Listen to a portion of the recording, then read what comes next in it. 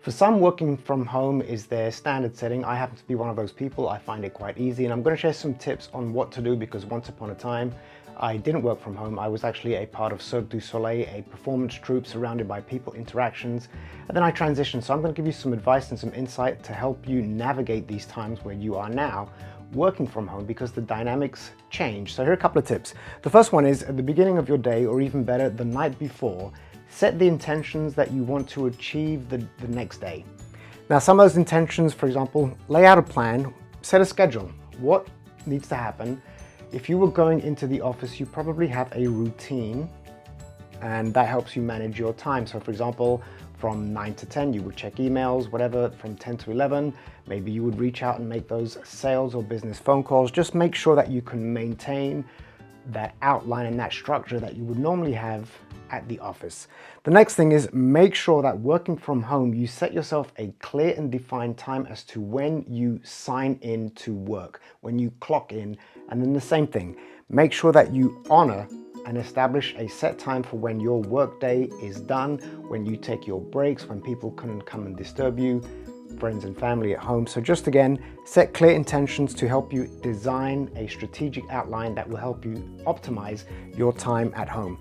The next thing is maintaining connections and relationships. Like I said, I once upon a time performed in Cirque du Soleil, and I was constantly surrounded and interacting with people who inspired me, who motivated me. Some of them were challenges, but that human interaction is sometimes key in order to keep our energy up. So here's the solution. Obviously, there are people that you care for more than others, but start with a list. Who do I need to reach out to? Who would I like to reach out to? And let them know that they are in my thoughts, that I care for. Now, do it with a genuine, authentic, and sincere intention that these are people that you genuinely want to know how they're doing. Don't try to just simply reach out to maintain a relationship purely for the intention of a sale down the line. Genuinely care for these people and reach out and let them know, hey, you're in my thoughts. How are you handling this situation? Have a conversation with them. And what I recommend is, emails and text are already a challenge. I recommend to shy away from emails and texts at this time. If you can, reach out with a Zoom call, a Facebook Live, whatever, Messenger, whatever those options are that you have at your disposal. Reach out and actually have, for as much as you can, face-to-face interactions with those people. But the key is to reach out to people and let them know that you care for them, you are concerned with their well-being, and you just want to maintain and make sure that they are safe, well, and if they need anything. And then the last one, this you might find interesting. It's about maintaining a very specific mindset. For example, when you go into work, you have your routine. You get up in the morning, you shower, you shave, you get into the car, you prepare, you arrive at work, you sit down at your office.